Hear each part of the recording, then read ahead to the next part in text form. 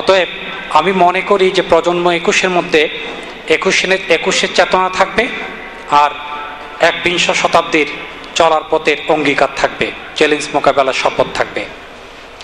এবং এই দুটো করতে গেলে প্রথমেই আমি আমাদের আজকের এই দিনে, ডিসেম্বর মাস, আমাদের বিজয়ের 40 বৎসর। এই বিজয়ের 40 বৎসর পথ অতিক্রান্ত হয়েছে। আমি সেজন্য এই বিজয়ের মাসে আমি 30 লক্ষ শহীদের প্রতি সম্মান জানাচ্ছি।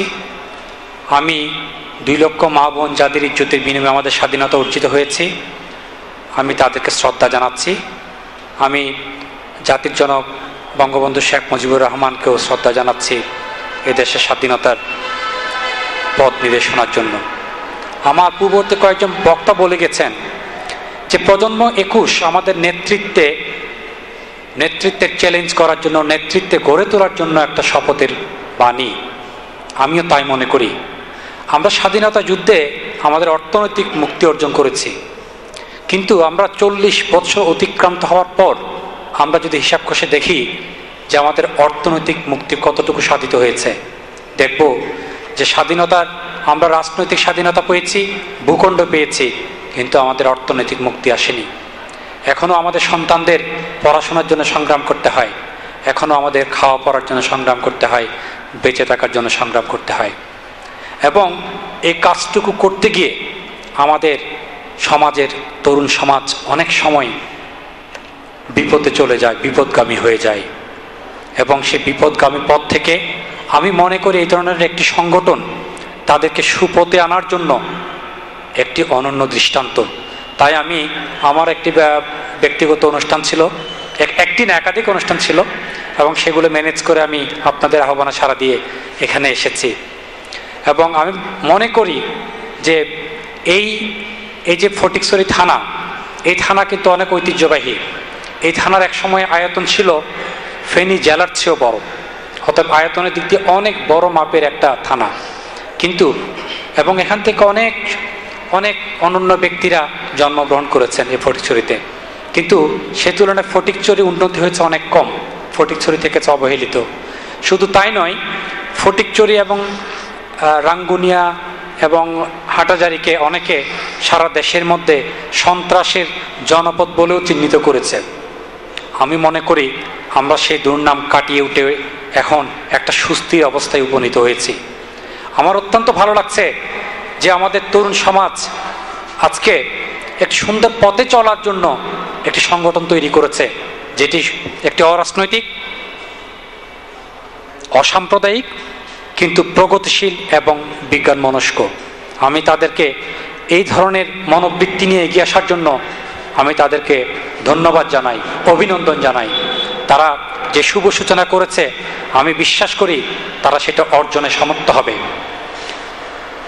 এই যে তরুণ বয়স, যেটা আমরা সাধারণত যেটা স্কুলের পর থেকে ধরি কলেজ ইউনিভার্সিটি পর্যন্ত, এ সময়ে তরুণদের রক্ত টকবক করে, তারা দুনিয়াটাকে অন্যরকম করে চিনতে শিখে। ফলে তাদের কাছে মনে হয় দুনিয়াটা তো আমারই, আসলে তাদেরই। কিন্তু সেটাকে যদি ভালোভাবে পরিচালিত করে তাহলে নিশ্চিত সে জীবনে সুপ্রতিষ্ঠিত হতে পারে। আর যদি সে তারুণ্যকে কেউ বিপদে নিয়ে যায় তাহলে সারাটা জীবন তাকে খেসারত দিতে হবে। অতএব এই তরুণ বয়সটা, এই 5-7 বছর কিন্তু খুবই গুরুত্বপূর্ণ। সেখানে দুইটা সময়কে আমি টার্নিং পয়েন্ট বলবো। একটা হচ্ছে যখন এসএসসি পাশ করে বা উচ্চ মাধ্যমিক পাশ করে, যখন তারা তাদের কেরিয়ারের জন্য একটি সাবজেক্ট বা কোনো বিষয়ে পড়তে যায়, সেটা প্রকৌশল হোক, ডাক্তারি হোক, জেনারেল সাবজেক্ট হোক, বা সেটা আর্মিতে হোক, পুলিশ হোক, যে কোনো জায়গায় নিজেকে একটা টার্নিং পয়েন্ট হচ্ছে সে উচ্চ মাধ্যমিক পাশ করার পর। আর দ্বিতীয় একটা টার্নিং পয়েন্ট হচ্ছে যখন তারা মাস্টার্স কমপ্লিট করে। অতএব জীবনের এই দুটো টার্নিং পয়েন্টকে যদি যথাযথভাবে কাজে লাগানো যায়, আমি বিশ্বাস করি যে তরুণদের পক্ষে অসম্ভব বলে কিছু নেই। এই প্রসঙ্গে আমি একটা কথা বলি, যে আপনারা জানেন যে ভারতের রাষ্ট্রপতি ছিলেন এপিজে আব্দুল কালাম, বিশিষ্ট পরমাণু বিজ্ঞানী।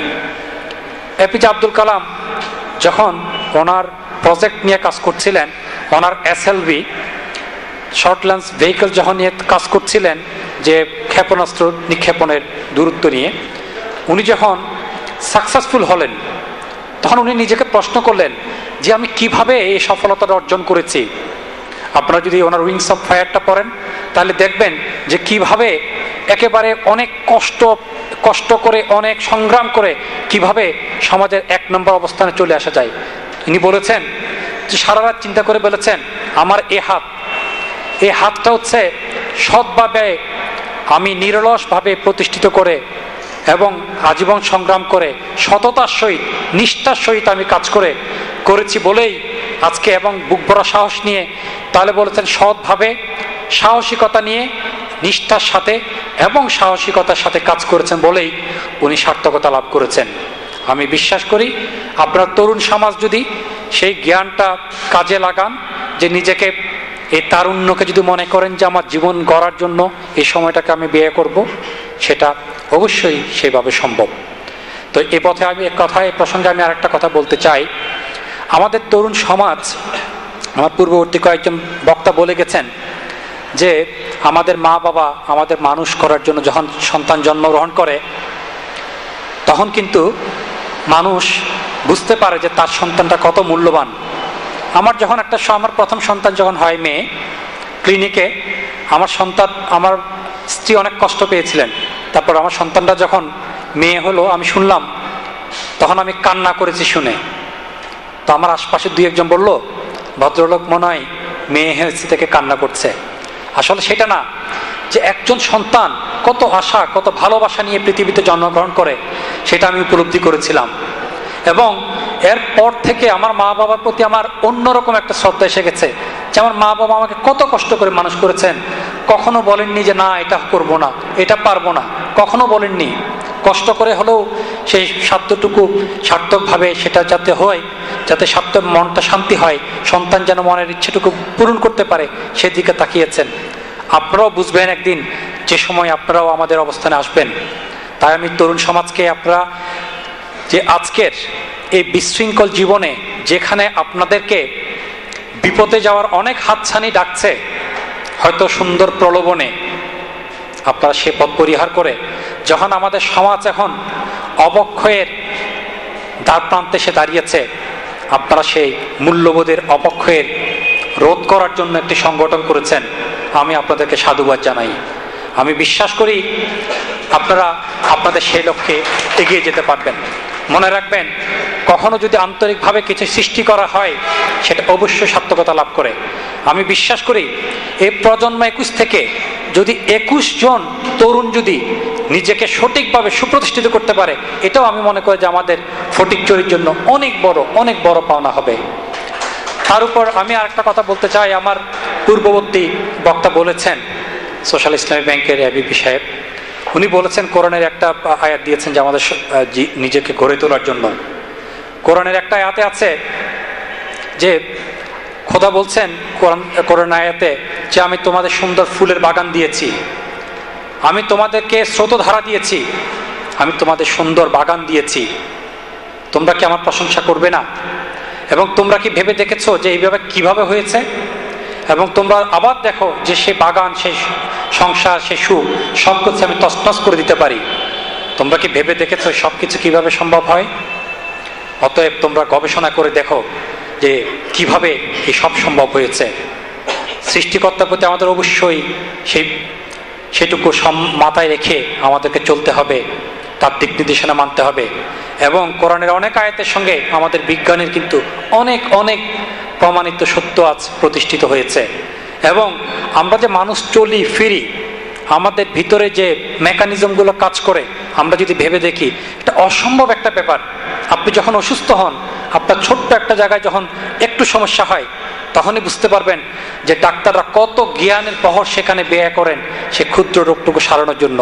সে ক্ষুদ্র রোগ সারানোর জন্য কত জ্ঞানকে সেখানে সংশ্লিষ্ট করতে হয়েছিল, সন্নিবেশিত করতে হয়েছিল। সেটা অনেক বড় ব্যাপার, অনেক ব্যাপক। আর আমি শিক্ষা সম্পর্কে একটা কথা বলতে চাই। আমাদের যে প্রাইমারি শিক্ষা ব্যবস্থা, আপনারা জানেন এখন আমাদের প্রায় ক্লাস 5-এ একটা পাবলিক এক্সামের ব্যবস্থা করা হয়েছে। এটা